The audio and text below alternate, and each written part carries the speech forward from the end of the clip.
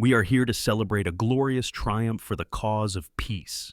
With those words, President Donald Trump delivered a surprising declaration that many observers did not see coming.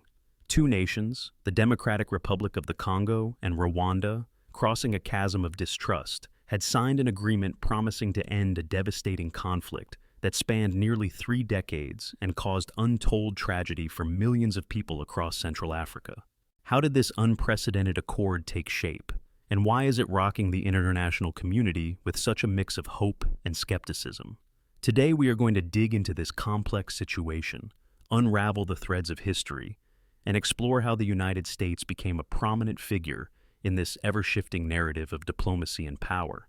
In this in-depth exploration, we will examine where the tensions originated, how they were fueled over time, and why the Trump administration jumped in to broker this peace deal now. But that is only the beginning. We will also shine a light on some startling statistics behind this decades-long crisis, reveal the hidden interests that might be at stake, and ask the burning questions about whether this accord will truly hold. As we dive deeper, get ready to uncover controversies that reach well beyond the borders of these two Central African nations. We will question the significance of American involvement and talk about the region's enormous mineral deposits, which might tempt further external influences if the peace does not hold. In this episode, we are going to dig deep. Where is the real epicenter of turmoil, and who is pulling the strings behind the rebel militias? Are the claims of foreign backing for armed groups grounded in fact, or are they politically motivated accusations meant to justify further escalation? And most importantly, how do ordinary people in the Democratic Republic of the Congo and Rwanda stand to benefit or lose if this agreement succeeds or fails? First, let us rewind to that audacious statement. So, we are here today to celebrate a glorious triumph, and that is what it is, for the cause of peace. The stage is the Oval Office, and the speaker is President Donald Trump. The sight of delegates from these two African nations signing a document in Washington, while the American president looks on, immediately sparks a flurry of questions around the globe. After all, in a region that has known widespread violence for so many years, how can a famous handshake in Washington, D.C. promise instant harmony on the ground? Historically, the eastern region of the Democratic Republic of the Congo has been plagued by intense conflict as numerous armed groups vied for control of territories rich in gold, copper, lithium, and other valuable minerals. The cost in human lives has been staggering. Countless families were forced from their homes, while entire communities were ravaged by violence and disease, culminating in one of the largest humanitarian crises of the late 20th and early 21st centuries. According to international estimates, the death toll from the protracted conflicts in the Congo region has climbed into the many millions, though exact numbers vary greatly. Nevertheless, one cannot deny the pure scope of the devastation. Rwanda's role in these turbulent cross-border tensions has been a subject of debate and controversy for many years. The Rwandan government has denied direct involvement in backing Congolese rebel groups, even as numerous voices accuse them of giving covert support to militias that secure territory by force of arms. This has produced not only bloodshed, but also ongoing diplomatic strife between these neighboring nations. So when news broke of a landmark agreement that allegedly promises to put a halt to the fighting, the whole world took notice. Yet skeptics are quick to caution that words on paper do not guarantee peace in reality. The region's historical complexities run deep, intricately entangled with ethnic tensions, colonial legacies, and conflicting economic interests. For 30 years, every attempt to stop the violence has met stumbling blocks, overshadowed by factional rivalries, external pressures, and resource exploitation that never seems to end. Here, a timely question arises. Does the Trump-brokered deal represent genuine hope or an empty showpiece destined to unravel as soon as international attention shifts elsewhere? In the Oval Office, as cameras flashed, President Trump exuded confidence in this new era of reconciliation. He promised harsh financial and political penalties if either side backtracked. That firm stance intrigued observers, especially given that many long-standing conflicts around the world have proven resistant to outside pressures, no matter how forceful. Nevertheless, the administration under Trump portrayed this accord as another jewel in the crown of its foreign policy achievements. Almost as striking as the agreement itself was President Trump's assertion that his administration had also facilitated peace in far-flung locales like India, Pakistan, and Iran, rolling them off in quick succession. Critics, and even some supporters, questioned the veracity of these claims. But the talk around that day's success was not just about broad statements. It was about the real and tangible possibility of halting bloodshed that has cost millions of lives. The scale of the conflict in eastern Congo was enough to shock the global conscience. Could a single document, backed by the moral weight of the White House, truly stop an onslaught that has changed the face of Central Africa? Before we attempt to answer this, let us consider the historical triggers. Several decades ago, following the tragic genocide in Rwanda, hundreds of thousands of refugees spilled over into neighboring countries, including what was then known as Zaire, now the Democratic Republic of the Congo. This massive movement of people created chaos in the border regions, and militias emerged, some rooted in the complex ethnic divides that had shaped Rwanda itself. Over time, as the Congolese state struggled to maintain control, multiple armed factions sprang up, each with its own agenda and foreign backers. Exacerbating the situation, multinational corporations coveted the region's mineral wealth, vital for electronics, jewelry, and various high-tech industries worldwide. This introduced an economic angle to the fighting, as control of certain strategic deposits became a currency of power. This intersection of politics, resources, and regional tensions fueled the conflict for years, plunging countless families into an endless cycle of violence. When coverage of the Trump-brokered peace initiative first flooded international media, many watchers reacted with cautious optimism. The promise of an end to the horrors faced by ordinary Congolese families, and the potential for a more stable environment for Rwandan communities strained by decades of hostilities, were reasons enough to spark headlines. At the same time, some pointed to the presence of American business interests, seeking new opportunities in the mineral-rich Congolese provinces, underscoring the broader question: is this accord a moral victory for humanity or a strategic advance in the global competition for resources? Now, let us pause for a moment. If you are finding all of this eye-opening, go ahead and let me know your thoughts. That is right. Your engagement is valuable here. So, if this moment in history resonates with you, you might consider giving a like to this story or a thumbs up for positivity. Because it is only through collective interest and understanding that we can keep these important discussions in the global spotlight. The United States' newly cemented role in the Congo-Rwanda situation, marked by the administration's vow to punish any violation with hefty penalties, cast a new sense of urgency over the region's leaders. President Trump boasted that he would impose tremendous financial costs on either nation if they reneged on the deal. This threat was reminiscent of sanctions that the United States has used in various global contexts, from the Middle East to Asia, but rarely has Washington drawn such a clear line in a situation spanning internal rebellions, proxy wars, and local resource extraction. The reaction in Kigali and Kinshasa was immediate, with senior officials scrambled to ensure that pledges made in Washington would be acceptable back home, where histories of suspicion are not so easily erased. Observers began to pick apart the texts of the peace documents, searching for any mention of how the two countries would address the presence of rebel groups, the delimitation of borders in contested areas, or the future management of Congolese mineral concessions. Hidden beneath the glowing remarks by heads of state were the gritty details that might or might not hold long-term significance. In particular, the local population in eastern Congo remained skeptical. Many in that region have witnessed far too many broken promises. They heard pledges before from a succession of leaders, Congolese, regional, and international, who insisted that this time was different, only for conflict to flare again. The agreement's mention of American access to Congolese mineral deposits stirred suspicion about whether the real purpose of the pact was a new scramble for resources, rather than a selfless commitment to end suffering. Meanwhile, humanitarian groups reacted with mixed emotions. On one hand, ending the cycle of killing, displacement, and impoverishment in eastern Congo was an urgent goal. Many experts insisted that genuine peace would allow them to reach remote areas where people remained cut off from basic medical care, food supplies, and the outside world.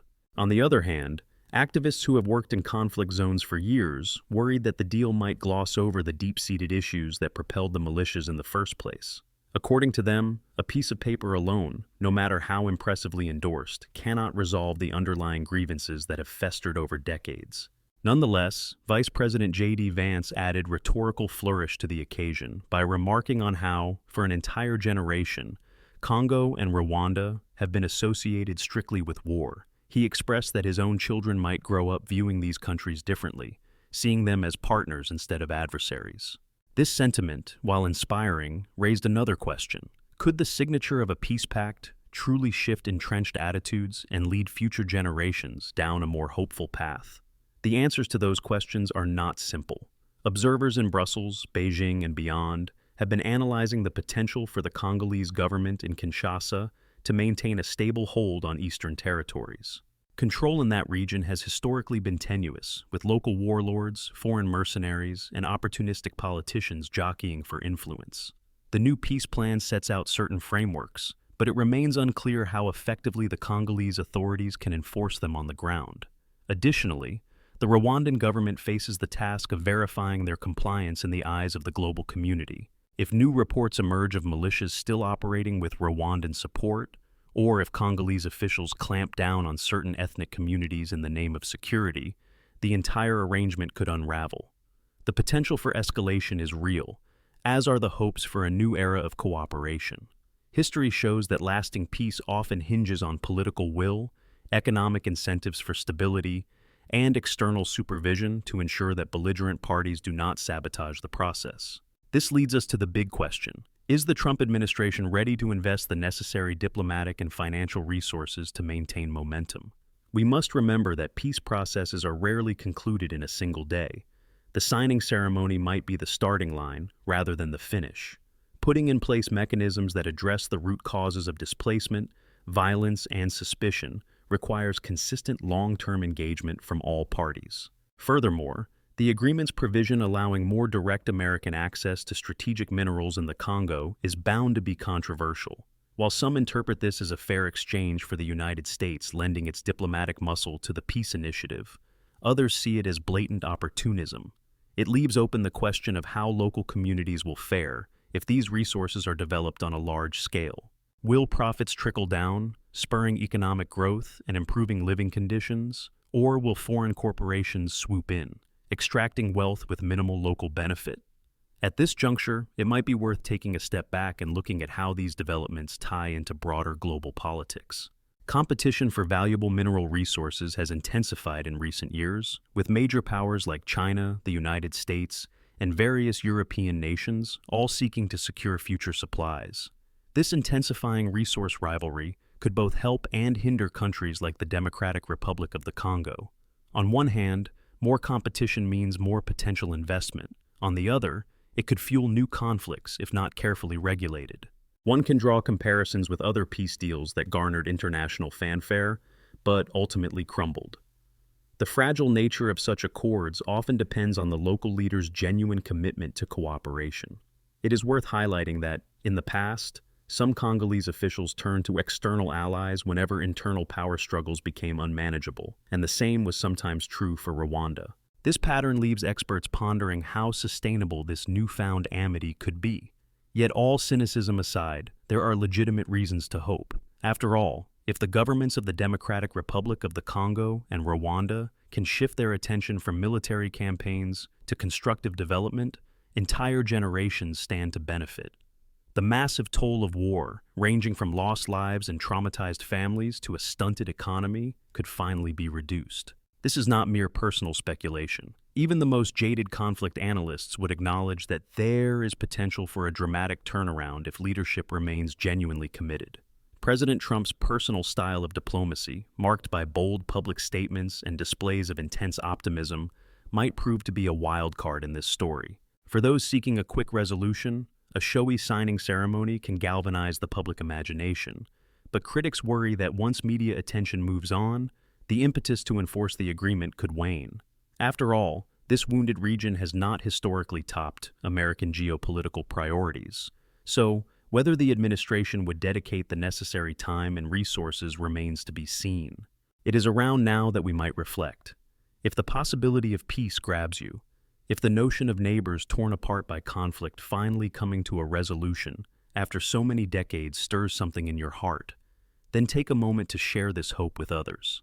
Spread the word, or follow developments closely, because real progress often needs a chorus of voices demanding that commitments be kept.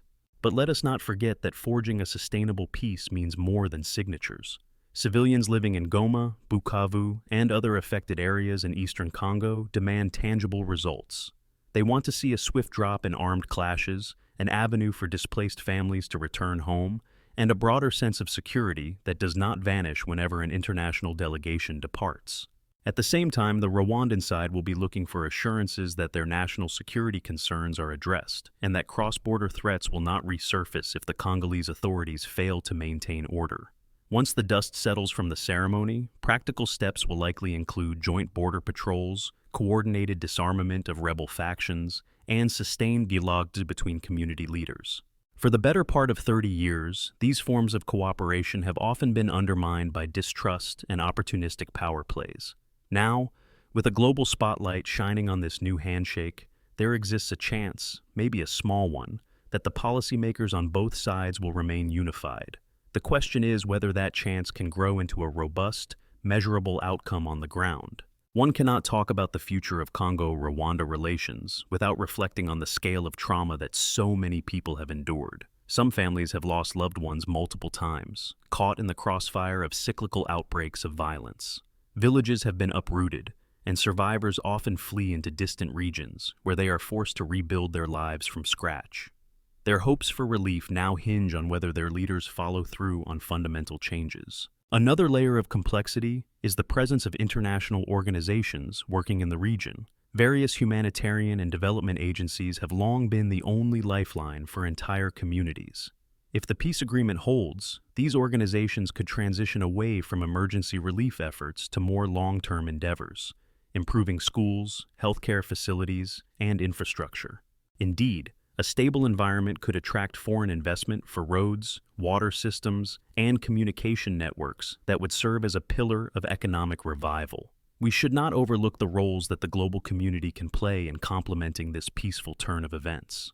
Countries in Europe, Asia, and the rest of Africa also have an interest in seeing the Congo region stabilize. A collaborative approach might see them offering technical assistance for transparent mining practices, fair distribution of profits, and environmental standards that protect both people and the ecosystem.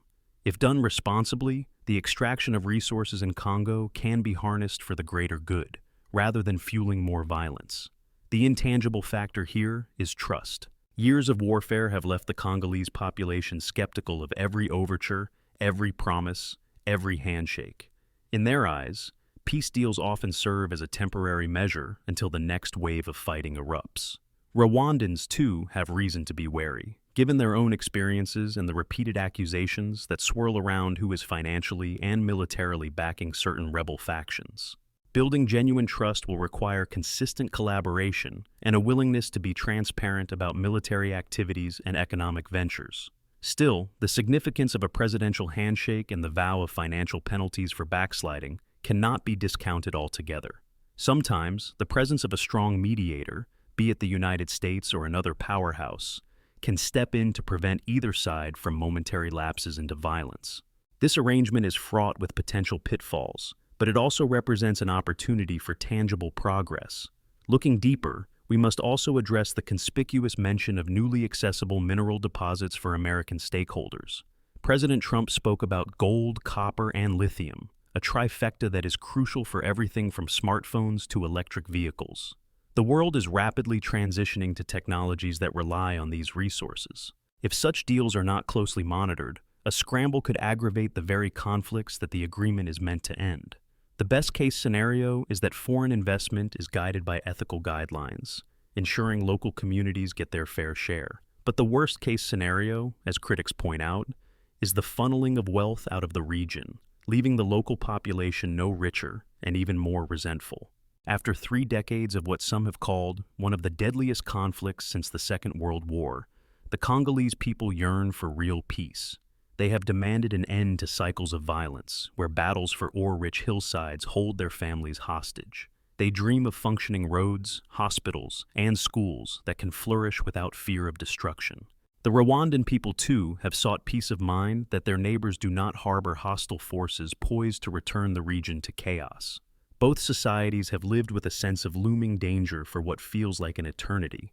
Now, Both nations have made an official and public commitment to each other that they will seek to put down arms and foster cooperation. It is a milestone moment, but only time will confirm whether it marks the start of something profound or just another short-lived ceasefire destined to unravel. Even the involvement of the highest levels of American diplomacy cannot single-handedly resolve the myriad issues that have kept these nations at odds. As watchers of global or regional politics, we face an urgent question. Will the international community remain alert, applying the necessary pressure to ensure that whatever regulations, power-sharing agreements, and resource management guidelines were proposed do not vanish into thin air? Accountability loops are vital here. Pressure from global powers, combined with local civil society advocacy, can sustain momentum, but it requires consistent engagement. Far too often, attention drifts away once the signing ceremonies are over and the photos have circulated, only for us to hear the tragic news months or years later that fighting has resumed. Time and again, we have seen how peace is more than an event. It is a process. That process can be tedious and messy, marred by suspicions, disagreements, and occasional disruptions. But that does not mean it is doomed to fail. Indeed, some of the world's most intractable conflicts have seen breakthroughs once parties acknowledge that perpetual war benefits no one in the long term. This vantage point could be the impetus for Congo and Rwanda to chart a different future. If you have stayed with me through this long dive into the complexities of Congo-Rwanda relations, you have probably realized that there are no quick wins. But the one thing we can do together is keep the conversation going. Help ensure that this historic moment is recognized widely, so its momentum might encourage real change. Whether you choose to share news with friends or follow up on official updates, your voice matters in sustaining an informed global network that demands accountability. Let us keep the spotlight shining, so it will be harder for anyone to slip back into the old ways of clandestine warfare and exploitation. Ultimately, this White House-facilitated deal might represent a genuine step toward healing some of the deepest wounds in Central Africa, or it could be a fleeting headline, overshadowed by the next crisis. As the Congolese and Rwandans come to terms with the new promises, the world watches, waiting to see if the tragedies of the past can transform into the prosperity of the future. Will the legacy of bitter hostilities become a story of unity and recovery, admired by those who once doubted that peace was possible? We stand at a crossroads. This story continues to unfold, teaching us about resilience, the power of diplomacy, and the unwavering human desire for stability and growth in places that have witnessed unimaginable pain. Only through vigilance, sincerity, and real collaboration can these pledges endure the test. And with the eyes of history upon them, it might just be that Congo and Rwanda find a path forward, turning this glorious triumph into a lasting beacon of hope for other conflict-ridden corners of our world.